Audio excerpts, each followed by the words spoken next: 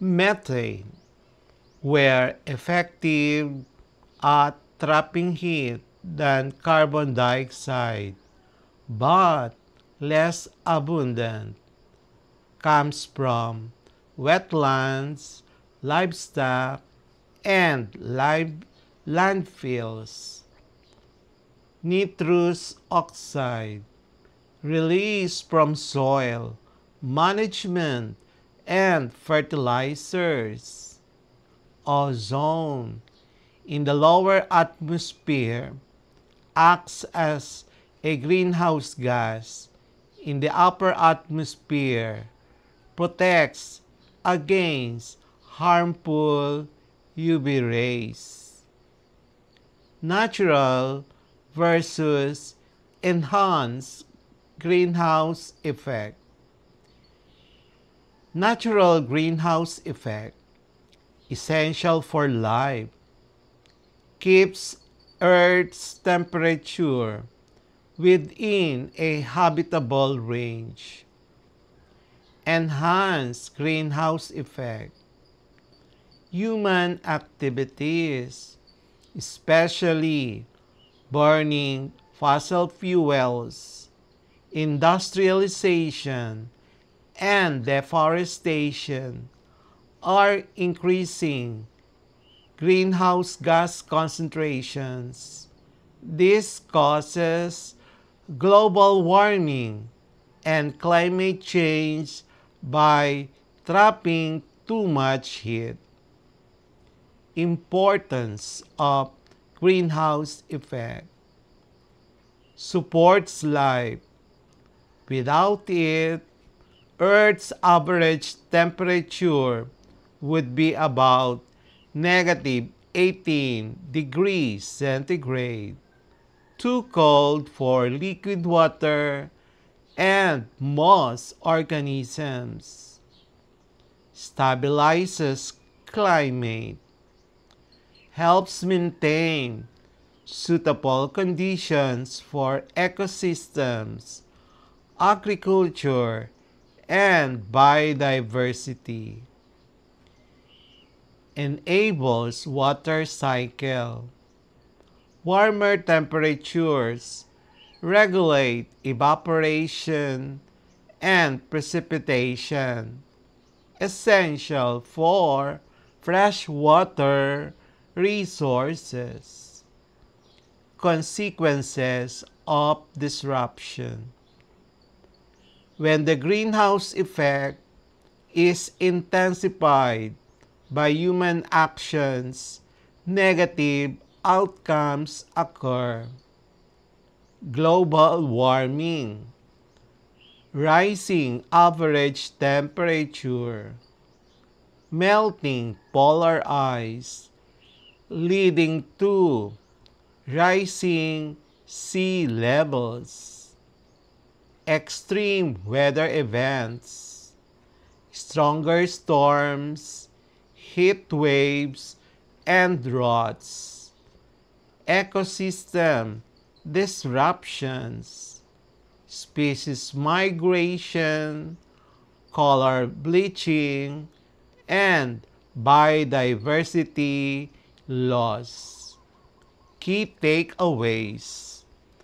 The greenhouse effect is a natural regulator of Earth's climate that ensures life can exist. However, maintaining its balance is critical. Too little would make Earth a frozen planet, while too much creates dangerous warming. Understanding these concepts empowers learners to recognize the importance of climate action and sustainable practices. Practice problems for our Quarter 4 Earth and Space Science Lesson 2. The Greenhouse Effect. nature's way of regulating Earth's temperature for life. Number 1. Farmers in Benguet use greenhouses to grow lettuce. How does this farming method model the greenhouse effect on Earth? Given, farmers use transparent greenhouses to trap heat for plants. Explain how this models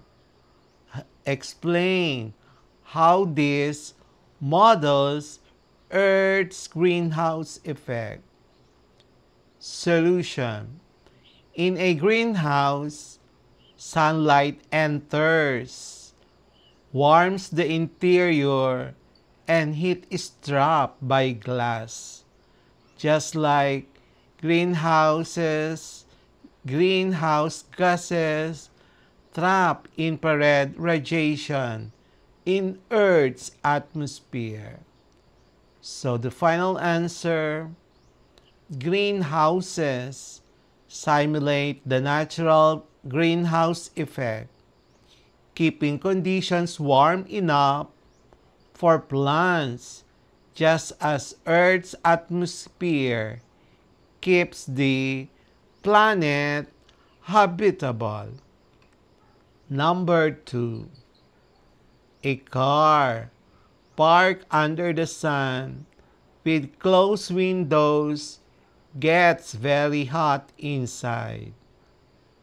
Explain how this is similar to the greenhouse effect.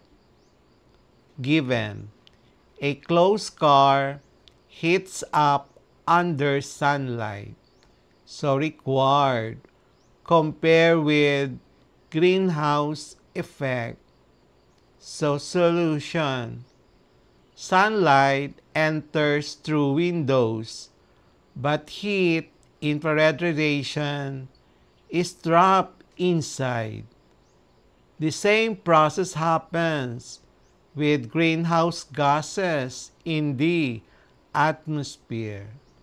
So final answer, a parked car models the greenhouse effect by trapping heat inside, similar to how Earth's atmosphere warms the planet.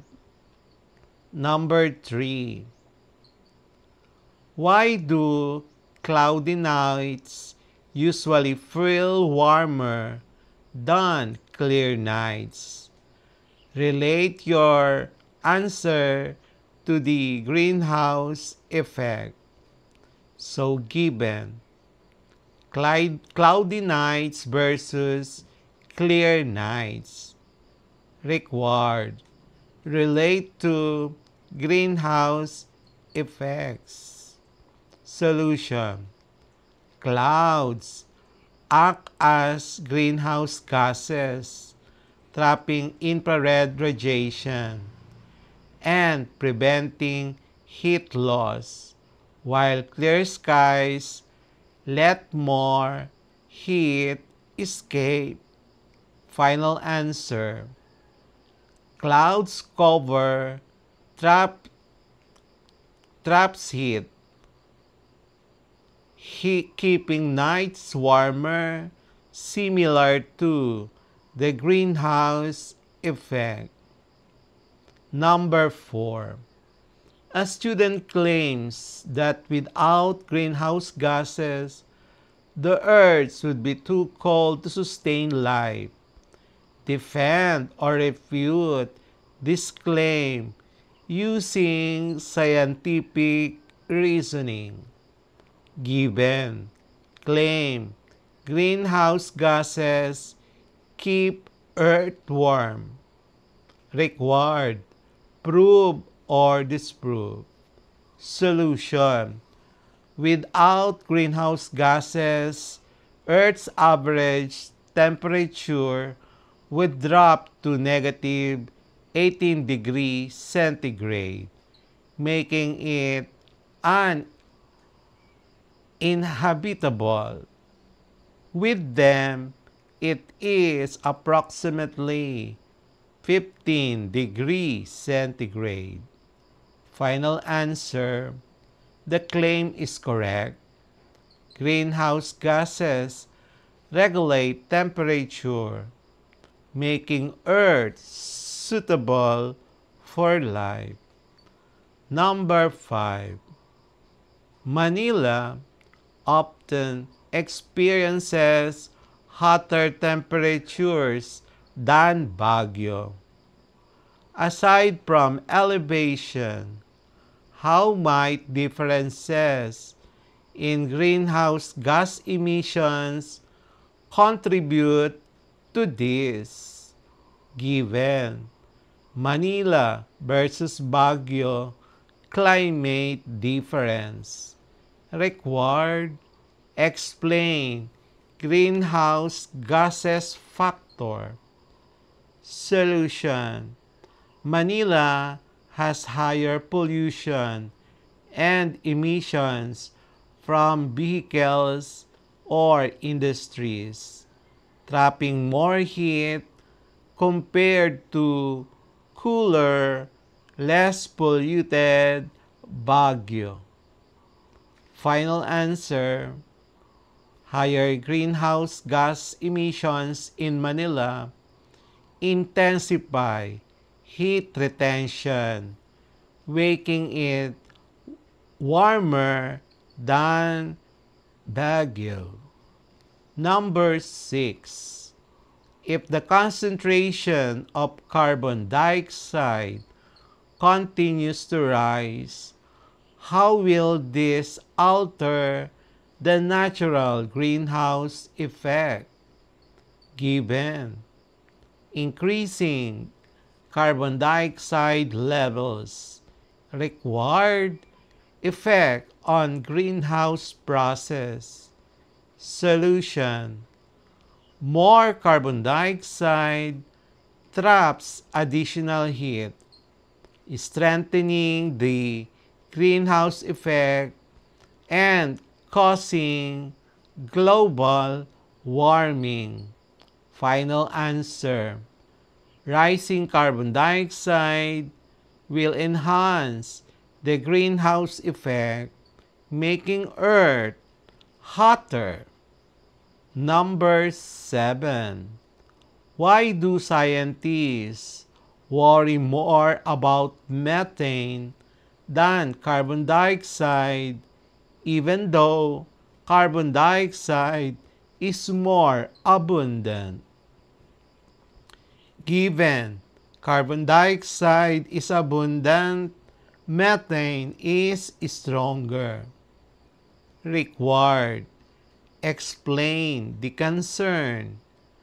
Solution: methane traps more heat per molecule than carbon dioxide, making it more potent despite lower concentration. Final answer, methane is more dangerous per unit because it traps more heat than carbon dioxide, intensifying warming. Number 8. Imagine two planets. Planet A with a thin atmosphere and Planet B with a thick carbon dioxide atmosphere. Which planet is more likely to have a stable temperature suitable for life? Explain. So we're given atmosphere differences. Required, identify habitable planet. So our solution, thin atmosphere cannot trap heat. Too cold, thick carbon dioxide atmosphere stabilizes temperature, more habitable.